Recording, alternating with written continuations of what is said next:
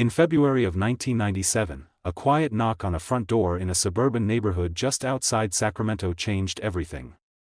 The woman who answered was 61 years old. She had lived in that house for more than a decade.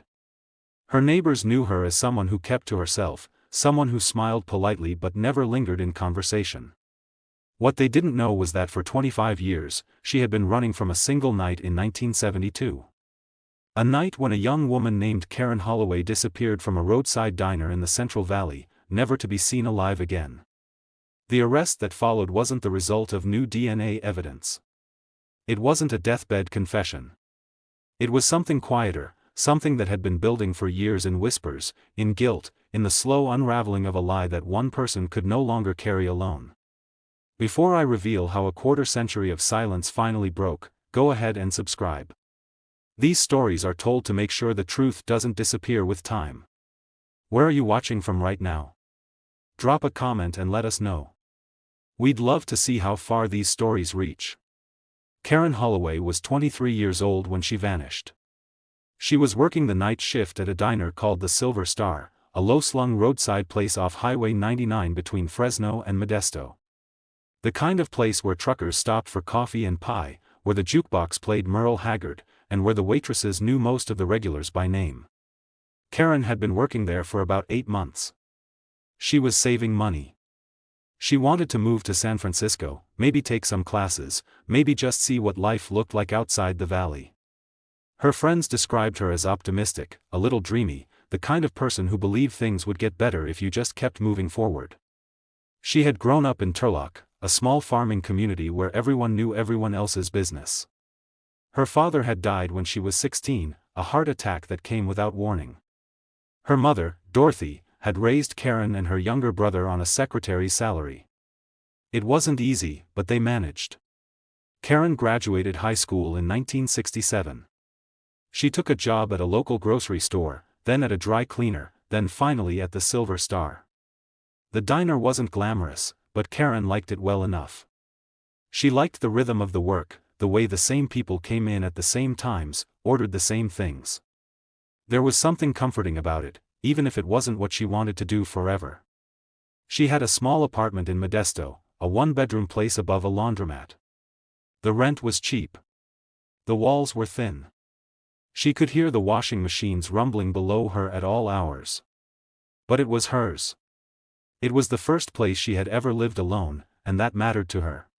On the night of November 14, 1972, Karen clocked in at her usual time, just before 6 in the evening. The diner wasn't busy.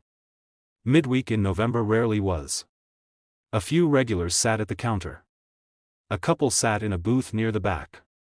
Karen worked her shift the way she always did, smiling, pouring coffee, making small talk. Nothing seemed out of the ordinary. One of the regulars, a man named Tom Escobar, remembered seeing her that night. He told investigators later that she seemed tired but cheerful. She had joked with him about the weather, about how November in the valley was the most boring month of the year. Too cold to swim, too warm to complain. He said she laughed when she said it. Her shift was supposed to end at midnight. The cook, a man named Hector Ruiz, saw her wipe down the last table around 11:45. He told investigators later that she seemed tired but in good spirits. She mentioned wanting to sleep in the next day. She grabbed her jacket from the back room, said goodnight to Hector, and walked out the side door into the parking lot. That was the last confirmed sighting of Karen Holloway. When she didn't show up for her next shift 2 days later, the diner manager tried calling her apartment. No answer. He drove over. Her car was still parked outside. The door to her apartment was locked. Everything inside looked untouched. Her purse was on the kitchen table. Her uniform for work was hanging on the back of a chair. It was as if she had simply stepped outside and never come back. Her mother, Dorothy, filed a missing person report on November 17. Dorothy lived about 40 miles away, in Turlock. She told the police that Karen called her every Sunday. When the call didn't come that week, Dorothy knew something was wrong. The investigation began the way most missing person cases did in 1972. Detectives canvassed the diner, talked to coworkers, interviewed regulars. They searched the area around Karen's apartment. They checked hospitals, morgues, bus stations. They found nothing. No witnesses. No evidence of a struggle.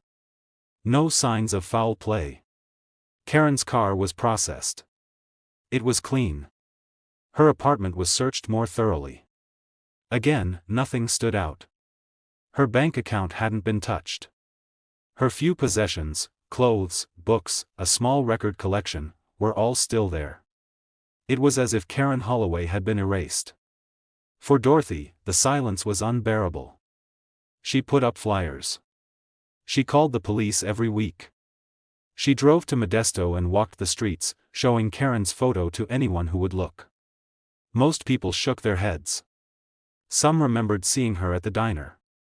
No one remembered seeing her after that night. Months passed. Then a year. Then 2. The case went cold. But Dorothy never stopped. She kept a notebook where she wrote down every conversation she had with detectives, every lead she followed, every dead end she hit. She couldn't accept that her daughter had just vanished. Someone had to know something. What Dorothy didn't know, what no one knew at the time, was that the answer was closer than anyone imagined. In 1972, the Central Valley was a different kind of place. It was rural, spread out, a patchwork of small towns connected by long stretches of highway. People knew each other, or at least they thought they did. The idea that someone could disappear from a roadside diner and never be found felt impossible. And yet, it happened. The detectives assigned to Karen's case were thorough, but they were also limited. Forensic technology was primitive compared to what would come later. There was no centralized database for missing persons. Communication between jurisdictions was slow.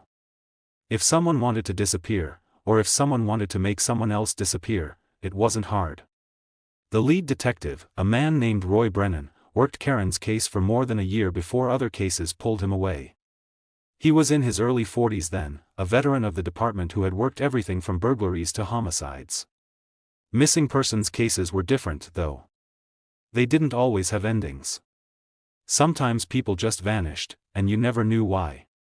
Brennan interviewed everyone who had seen Karen in the days before she disappeared. He talked to her co-workers at the diner. He talked to her neighbors. He talked to the man who owned the laundromat below her apartment. Everyone said the same thing. Karen was quiet, friendly, kept to herself.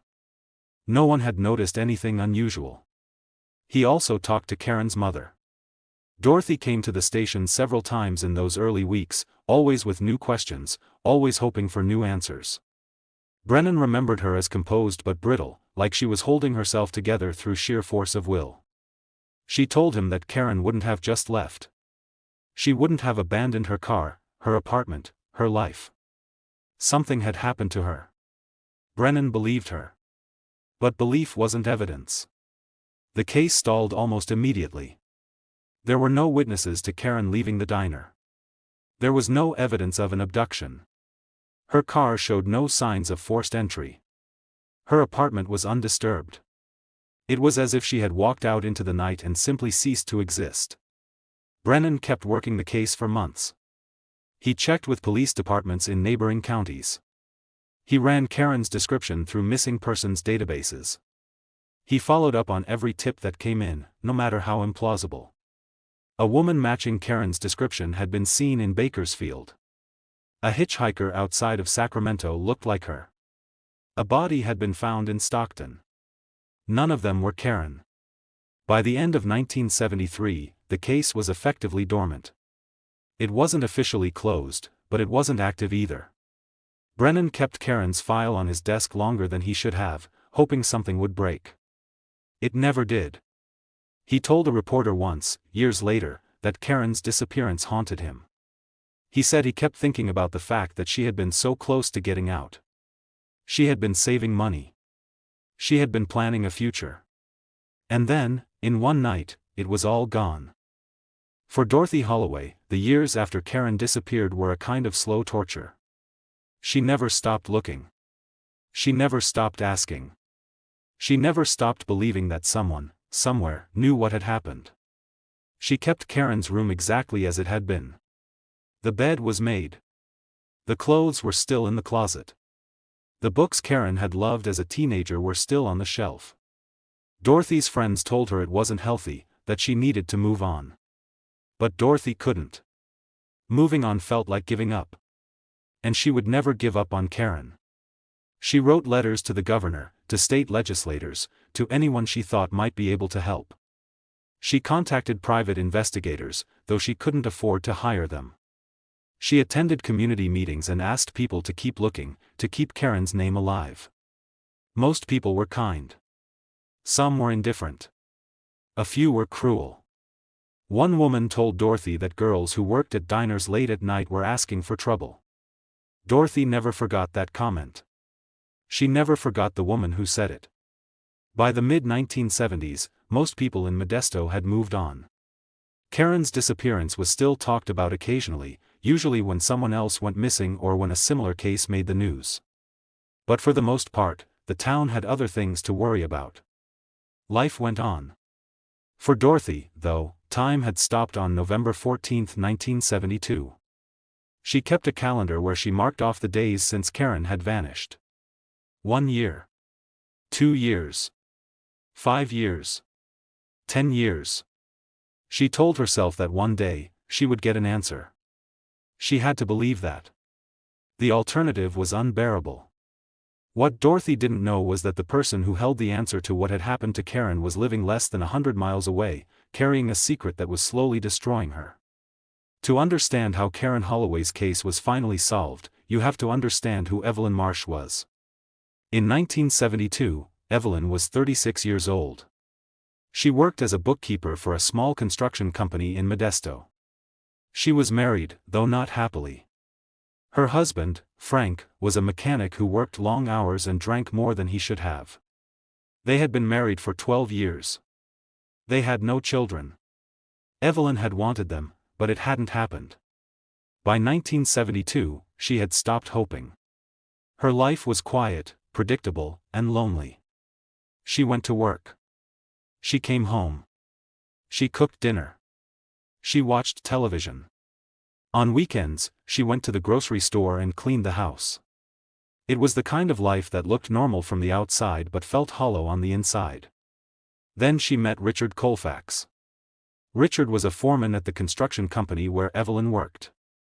He was 42, tall, broad-shouldered, with a deep voice and an easy smile. He was married, too, with 3 kids. But there was something about him that drew Evelyn in. He paid attention to her. He asked her questions about her life. He made her feel seen in a way she hadn't felt in years. The affair started in the spring of 1972. It was the kind of relationship that existed in stolen moments, lunch breaks, late evenings, motels on the edge of town where no one would recognize them. Evelyn told herself it was just temporary, that she would end it soon. But she didn't. Richard was different from Frank. He was charming, attentive, intense. But he was also volatile. Evelyn had seen flashes of anger in him, moments when his mood would shift without warning. Once, when she suggested they stop seeing each other, he had grabbed her arm hard enough to leave bruises. He apologized later, said he didn't know what had come over him. She told herself it was just stress. She told herself he would never hurt her. She was wrong. On the night of November 14, 1972, Evelyn and Richard were supposed to meet. They had arranged to see each other after Richard finished work. He told Evelyn he would pick her up near the Silver Star Diner, a place they had met before. It was off the main highway, discreet. Evelyn arrived around 11:30. She parked her car in the back lot and waited. Richard showed up a few minutes later. But he wasn't alone. In the passenger seat of his truck was a young woman. Evelyn didn't recognize her at first. Then she saw the uniform. The woman was a waitress from the diner. It was Karen Holloway. What happened next would haunt Evelyn for the rest of her life. According to what Evelyn would eventually tell police, 25 years later, Richard had offered Karen a ride. She had mentioned that her car wouldn't start, that she needed to get home. Richard told her he could help. Karen accepted. But Richard had no intention of taking Karen home. Evelyn said she didn't understand what was happening at first. She got out of her car and walked over to Richard's truck. She asked him why the waitress was with him. He told her to be quiet. He told her to get back in her car and follow him. He said everything would be fine. Evelyn didn't know what else to do. So she followed. They drove for about 20 minutes, out past the edge of town, onto a series of back roads that cut through farmland. The roads were dark, empty. There were no houses, no lights, just fields stretching out on either side. Richard pulled over. Evelyn pulled over behind him. She sat in her car, watching. Richard got out of the truck. He walked around to the passenger side. He opened the door. Karen got out. Evelyn said later that Karen looked confused, maybe a little scared. She said something to Richard. Evelyn couldn't hear what. Then Richard hit her. Evelyn said she screamed. She said she got out of the car and tried to stop him. But Richard pushed her back. He told her to get in her car and leave. He told her if she said anything, he would tell everyone about the affair. He would ruin her marriage. He would ruin her life. Evelyn stood there for a moment, frozen. She could see Karen on the ground, not moving. She could hear Richard shouting at her to leave. And she made a choice. She got back in her car. She drove away. She left Karen Holloway alone on that dark road with Richard Colfax. And she never saw Karen again. For weeks after that night, Evelyn lived in a state of paralyzing fear. She kept waiting for someone to come to her door, to ask her questions, to connect her to what had happened. But no one did. She read the newspaper every day, looking for news about Karen. When the missing person report was filed, Evelyn felt her stomach drop. When the police searched the area around the diner, she couldn't eat. When Dorothy Holloway was interviewed on the local news, pleading for information, Evelyn turned off the television and cried. Richard acted as if nothing had happened. He continued to see Evelyn, though their relationship was different now. There was a darkness in it, a shared secret that neither of them could name. Evelyn tried to end things several times, but Richard wouldn't let her. He reminded her that they were in this together. He reminded her what would happen if she said anything. So she stayed silent. Months passed. Then years. Richard eventually moved away from Modesto. Evelyn heard he had gone to Nevada, then Arizona. She never saw him again. Part of her was relieved. Part of her felt even more alone.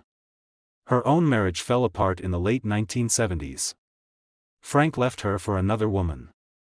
Evelyn didn't fight it.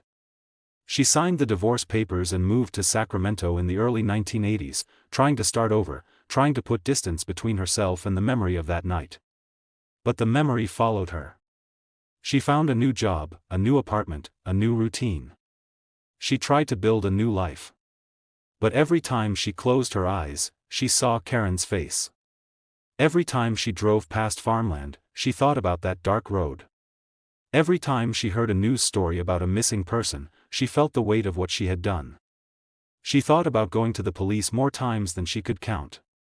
She imagined walking into a station and saying, "I know what happened to Karen Holloway." She imagined the relief that would come from finally telling the truth. But she also imagined the questions that would follow. Why didn't you stop him? Why didn't you call for help? Why did you leave her there? She had no good answers. So she stayed silent. In 1981, something shifted in Evelyn. She couldn't say exactly what it was. Maybe it was the fact that nearly a decade had passed and she still couldn't sleep through the night. Maybe it was the weight of carrying the secret alone. Maybe it was the realization that she was never going to be able to forgive herself unless she did something. She walked into a police station in Sacramento one afternoon and said she had information about a missing woman from Modesto. The officer who took the report was young, maybe mid-20s. He asked her to sit down. He asked her what she knew. Evelyn opened her mouth to speak. And then she froze. She couldn't do it. She couldn't say the words. She couldn't admit what she had done. She told the officer she had made a mistake. She said she didn't have any information after all. She left. The officer filed a brief report. It noted that a woman named Evelyn Marsh had come in claiming to have information about a missing person but had left without providing details. The report was filed and forgotten. Evelyn went home and cried for hours. She had been so close. And she had failed. The years that followed were some of the darkest of her life. She stopped going to church because the act of sitting in a pew, surrounded by people who seemed whole and good, made her feel like a fraud. She stopped spending time with friends because she couldn't stand the small talk, the pretense that everything was fine. She lived alone, worked alone, and spent most of her time trying not to think about Karen Holloway. But the harder she tried not to think about it, the more the memory consumed her. She started having nightmares. In them, she was back on that dark road, watching Richard hit Karen. But in the dreams, she didn't get back in her car. She ran toward them. She tried to stop him. And every time, she was too late. She would wake up gasping, her heart pounding, her sheets soaked with sweat. She thought about suicide more than once. She even wrote a note once, apologizing to Karen, to Dorothy, to everyone she had failed. But she couldn't go through with it. Some part of her still believed that one day, she would find the courage to tell the truth. And if she died before that happened, no one would ever know. The years passed slowly for Evelyn. She turned 50, then 55, then 60. She developed health problems. Her heart wasn't strong. Her doctor told her she needed to reduce stress, eat better, take her medication. She did what she was told, but it didn't help. The stress wasn't coming from her diet or her job. It was coming from the things she couldn't fix. By the mid-1990s, Evelyn had accepted that she was probably going to die without ever telling the truth. She had tried once, in 1981, and she had failed. She didn't think she had it in her to try again. But in 1996, something happened that changed everything. She was watching the news one evening when a story came on about a cold case that had been solved after 20 years. A woman had been murdered in the 1970s, and the case had gone unsolved for decades. Then, in 1996, a witness had come forward with new information. The suspect was arrested. The family finally got answers. Evelyn watched the interview with the victim's mother. The woman was elderly, frail, but there was a light in her eyes that hadn't been there before. She said she had waited 20 years to know what had happened to her daughter. She said she could finally rest. Evelyn turned off the television and sat in silence. She thought about Dorothy Holloway. She wondered if Dorothy was still alive. She wondered if Dorothy was still waiting. And she realized that if she died without telling the truth, Dorothy would never get that moment. She would never get to rest. That realization was unbearable. Evelyn sat at her kitchen table that night and made a decision. She was going to tell the truth. She was going to face whatever consequences came. And she was going to do it soon, before she lost her nerve again. She spent the next few months gathering her courage. She wrote down everything she remembered about that night, the date, the time, the location, what Richard had said, what she had done. She practiced saying the words out loud. She imagined sitting across from a detective and confessing everything. And then, in February of 1997, she picked up the phone and called the Stanislaus County Sheriff's Office. She asked to speak to someone about a cold case. The detective who took the call was a woman named Laura Simmons. Laura had been with the department for 12 years. She had worked missing persons cases before, but she had never worked a case this old. When Evelyn called, she didn't give her name at first. She just said she had information about a woman who disappeared in 1972. Laura asked her to come in. Evelyn hung up. For 2 days, she debated whether she would actually go. She kept thinking about what it would mean. She would have to admit what she had done. She would have to face the possibility of being charged with a crime. She would have to live with the fact that everyone would know. But she also thought about Karen. And she thought about Dorothy. And she thought about the fact that she had already lived with this secret for 25 years, and it had nearly destroyed her. On the third day, she drove to the sheriff's office. She walked in and told the receptionist she was there to talk about Karen Holloway. Laura Simmons came out to meet her. She was in her late 30s, professional, calm. She led Evelyn to a small interview room and offered her coffee. Evelyn declined. Laura asked Evelyn what she knew about Karen Holloway. And Evelyn told her everything. She spoke for nearly 3 hours. She didn't cry, though her voice shook. She told Laura about the affair with Richard Colfax. She told her about the night at the diner, about following Richard into the farmland, about watching him hit Karen, about the moment she drove away. She said she had spent 25 years hating herself for what she had done, and she was ready to face whatever consequences came. Laura listened. She took notes. She asked clarifying questions. She didn't interrupt. When Evelyn finished, Laura asked her if she knew where Richard Colfax was now. Evelyn said she didn't. She said the last she had heard, he was somewhere in Arizona.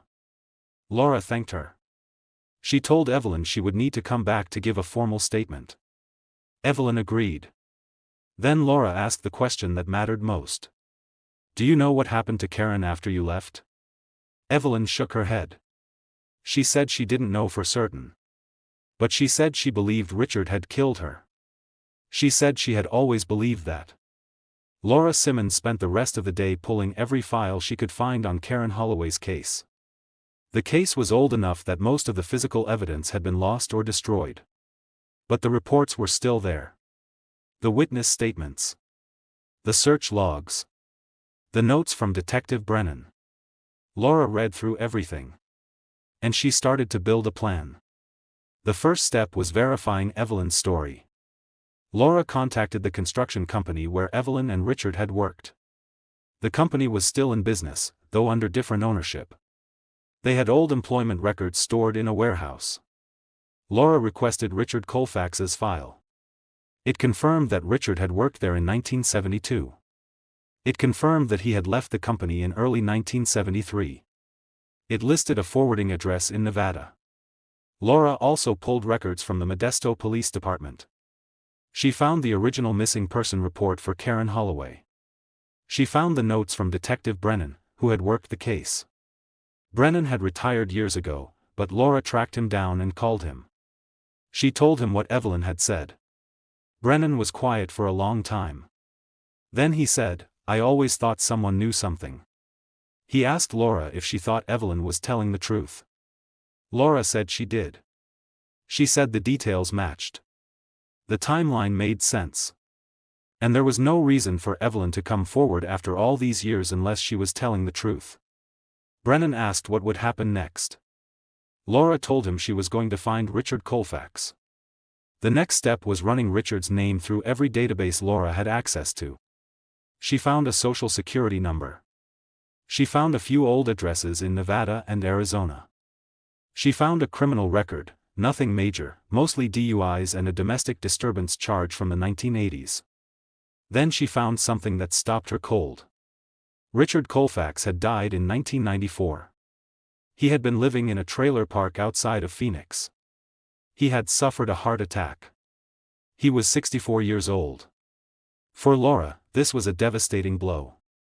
If Richard was dead, there would be no arrest, no trial, no justice in the traditional sense. The case could be cleared, but it would never be truly resolved. But there was still the question of Karen's body. If Evelyn was telling the truth, then Karen had been killed on a back road somewhere between Modesto and Turlock. And if they could find her, they could at least give Dorothy Holloway the closure she had been searching for. Some people believed Evelyn should have been prosecuted. They believed that her silence for 25 years was a crime in itself, that she had chosen to protect herself over seeking justice for Karen. They believed she deserved to face a courtroom, to hear what her actions, or lack of actions, had cost. Letters were written to the newspaper. People called into radio shows. The debate went on for weeks. Others believed that charging her would have been pointless. Richard Colfax was dead. Karen was gone. Evelyn had spent 25 years living in fear and guilt. She had finally done the right thing. Wasn't that enough? Dorothy Holloway never publicly stated her opinion. When reporters asked, she declined to comment. She said only that she was grateful to have her daughter back. But those who knew her said that Dorothy carried a complicated set of feelings. She was grateful to Evelyn for coming forward. But she was also angry that it had taken so long. She wondered what her life would have been like if Evelyn had spoken up in 1972. She wondered if Karen would still be alive. Those questions didn't have answers. Evelyn Marsh gave one interview to a local newspaper. She said she understood that people were angry with her. She said she was angry with herself. She said she hoped that by coming forward, she had given Dorothy some peace. She said she would spend the rest of her life trying to make up for what she had done. But how do you make up for something like that? Evelyn lived quietly for the next few years. She continued to work part-time. She kept to herself. She didn't attend Karen's funeral, though she wanted to. She didn't think she had the right. She died in 2001. She was 65 years old. Her obituary made no mention of Karen Holloway. Karen was buried in Turlock in April of 1997. It was a small service, attended by family and a few people who had known her in the early 1970s. Dorothy sat in the front row, holding a photo of Karen taken a few months before she disappeared. In the photo, Karen was smiling, her hair pulled back, her eyes bright. Dorothy looked at that photo for a long time. Then she set it on the casket and said goodbye. If you believe Karen Holloway deserved someone to keep pushing for the truth, hit that subscribe button. Trolls won't. But people who understand that the fight for answers doesn't end when the headlines fade, they will.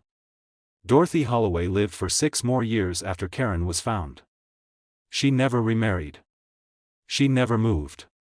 She lived in the same house in Turlock where she had raised Karen and her brother.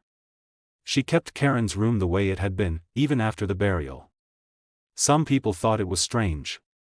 But for Dorothy, it was a way of keeping her daughter close. She died in 2003. She was 80 years old. She was buried next to Karen. The case of Karen Holloway was officially closed in 1997. No charges were ever filed. Richard Colfax was named as the primary suspect, though he was never formally accused in court. For the people who had worked the case over the years, the resolution was bittersweet. They had found Karen. They had learned what happened. But there was no courtroom, no verdict, no moment where justice was visibly served. And yet, something had changed. The truth had come out. What stayed with the people who knew this case wasn't the arrest that never happened. It was the fact that after 25 years, Karen Holloway's name was spoken again. She wasn't just a missing person report gathering dust in a file cabinet. She was a daughter. She was a waitress who had dreams of moving to San Francisco. She was someone who had been remembered, even when the world had moved on. Evelyn Marsh's decision to come forward was complicated. It was late. It was incomplete.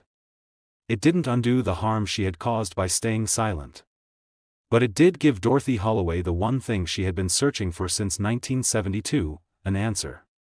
Dorothy never got to see Richard Colfax held accountable. She never got to stand in a courtroom and hear a judge say the words, guilty. But she got to bury her daughter. She got to know, finally, that Karen hadn't just walked away. She got to know that someone had cared enough to tell the truth, even if it took a quarter of a century. That kind of truth doesn't erase pain. It doesn't bring anyone back. But it does something else. It closes a door that had been left open for too long. It allows grief to settle into something quieter, something that doesn't demand answers every single day. The town of Modesto didn't hold vigils or marches when Karen's remains were found. There was no public outcry. The news cycle moved on within a week. But the people who had known Karen, who had worked at the diner or lived in her apartment building or passed her on the street, they remembered. They talked about her quietly, in the way people do when they realize how fragile everything is. One woman who had worked with Karen at the Silver Star said she thought about her every time she drove past the old diner. The building was torn down in the 1980s, replaced by a gas station. But the woman said she could still picture Karen standing behind the counter, smiling, pouring coffee, making small talk with the regulars. She said it didn't seem fair that Karen's life had been reduced to a single terrible night.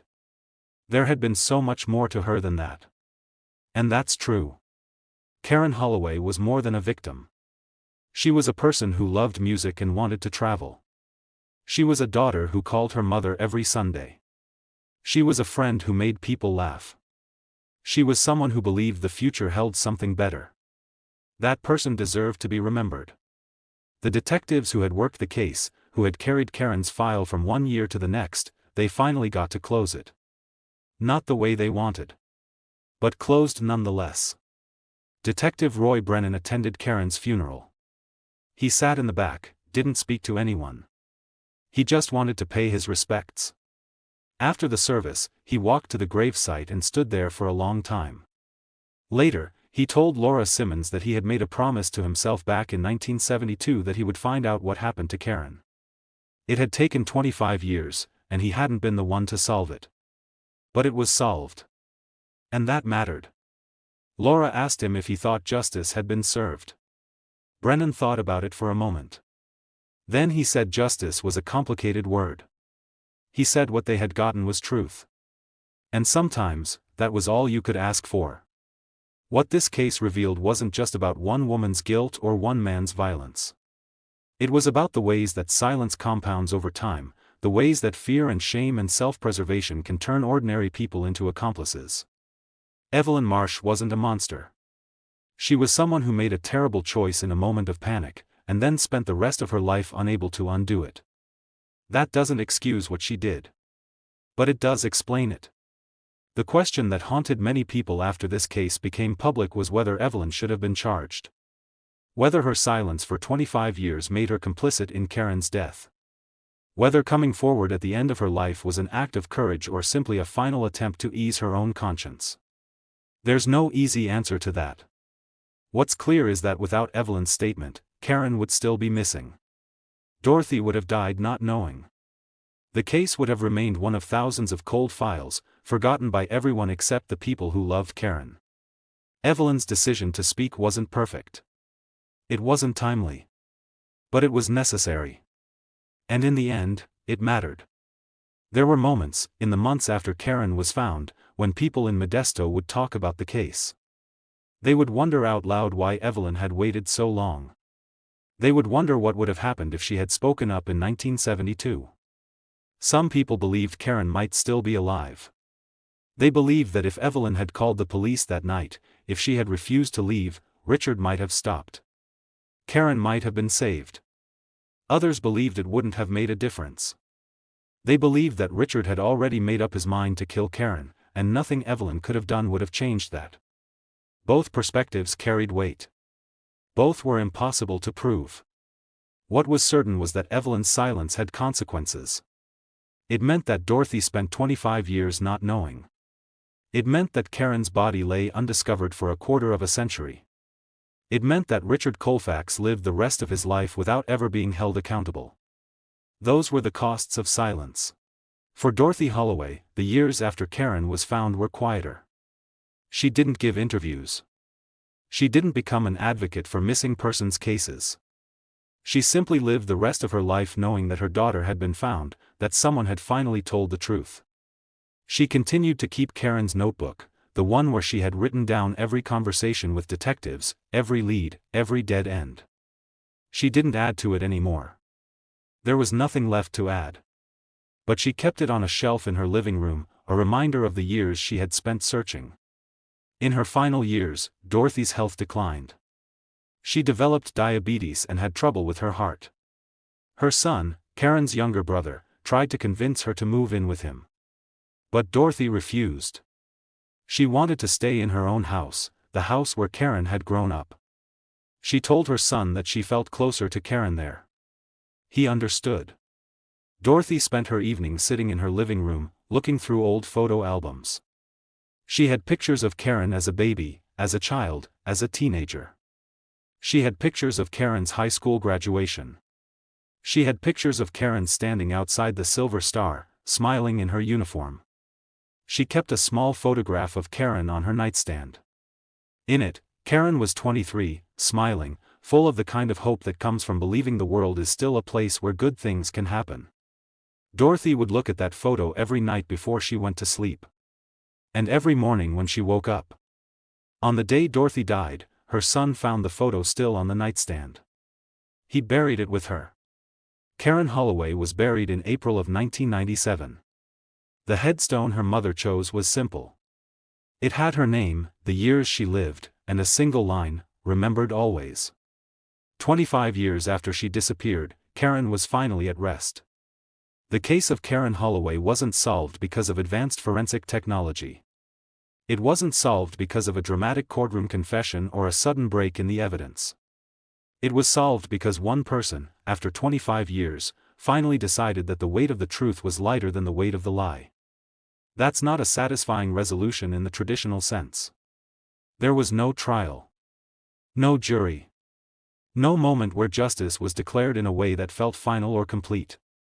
But there was something else. There was a mother who got to bury her daughter.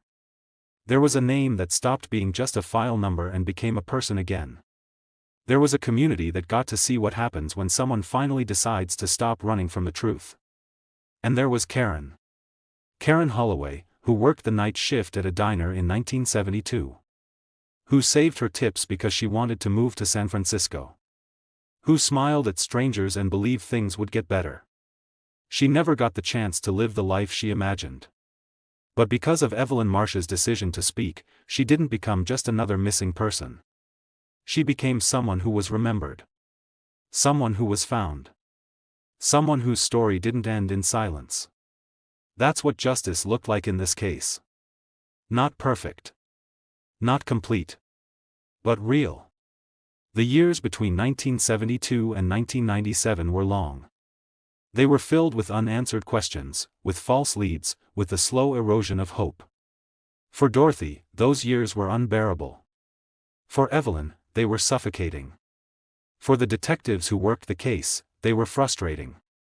But in the end, the truth came out. It came out because one person couldn't carry the weight anymore. It came out because guilt, over time, became heavier than fear. It came out because somewhere deep inside Evelyn Marsh, there was still a part of her that believed the truth mattered. And it did. When Laura Simmons closed Karen's file for the last time, she wrote a brief note in the final entry. It said, "Case resolved. Victim recovered. No charges filed. Family notified." It was clinical, procedural, the kind of language that filled every case file. But Laura knew that those words didn't capture what the case really meant. They didn't capture the 25 years Dorothy spent searching. They didn't capture the guilt Evelyn carried. They didn't capture the life Karen never got to live. But they did mark the end of something. Laura kept a copy of Karen's photo on her desk for years afterward. It was the same photo Dorothy had carried, the one where Karen was smiling, hopeful, 23 years old. Laura looked at it sometimes when she was working late. It reminded her why she did the work. It reminded her that every file, every case, every name in a database represented a person. Someone who had lived. Someone who had mattered. Someone who deserved to be found. The Silver Star Diner, where Karen worked her last shift, is gone now. It was torn down in the 1980s.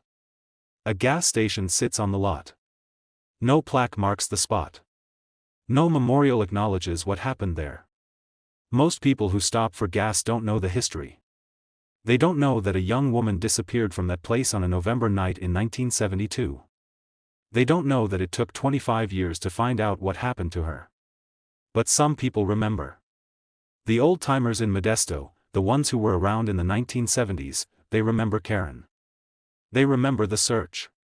They remember Dorothy standing outside the police station, holding her daughter's photo, asking if anyone had seen her. And when they drive past that gas station, some of them think about her. They think about how quickly a life can change. How one moment, you're wiping down tables and making plans for the future. And the next, you're gone. There's a question that lingers over cases like this. A question that doesn't have an easy answer. What do we owe the dead? Do we owe them justice? Do we owe them truth? Do we owe them memory? In Karen's case, the traditional markers of justice were absent. There was no trial. No conviction. No punishment. The man who killed her died without ever being charged. The woman who watched it happen was never prosecuted. And yet, something was owed. And something was paid. Dorothy got to know what happened. She got to bring her daughter home. She got to lay Karen to rest in a place where she could visit her, where she could say goodbye. That wasn't everything. But it was something. Evelyn paid too, in her own way. She paid with 25 years of guilt. She paid with sleepless nights and nightmares. She paid with the knowledge that she had made a choice that could never be undone. And Karen was finally remembered. Not as a missing person. Not as an unsolved case.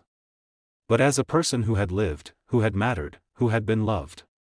That memory, fragile as it is what remains. Years after the case was closed, a journalist asked Laura Simmons if she thought the resolution had been fair.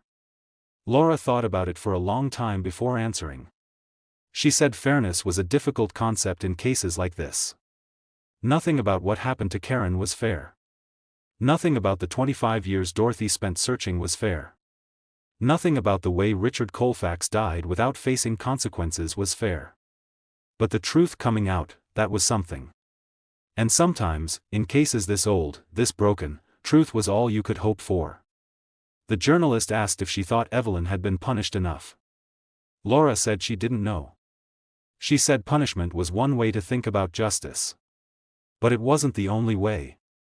She said that Evelyn had lived with what she had done for 25 years. And she believed that was its own kind of punishment. Whether it was enough, that wasn't for her to say. Rest in peace, Karen Holloway. The people who stayed with this story until the very end are exactly the ones this channel exists for. You already understand why these stories matter. The years have a way of eroding memory. Buildings come down. Roads change. People move away. The details fade. But some stories persist. Karen Holloway's story persists because it asks uncomfortable questions. Questions about complicity. Questions about silence. Questions about what we owe each other, even when the cost is high. It persists because it reminds us that justice isn't always neat. It doesn't always arrive on time.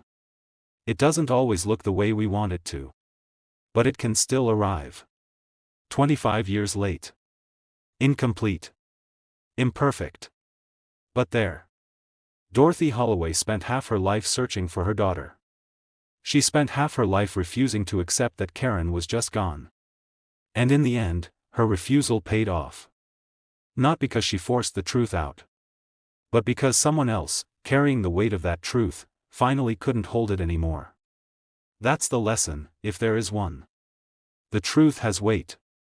And eventually, that weight becomes too much to carry. Evelyn Marsh carried it for 25 years. And then she put it down.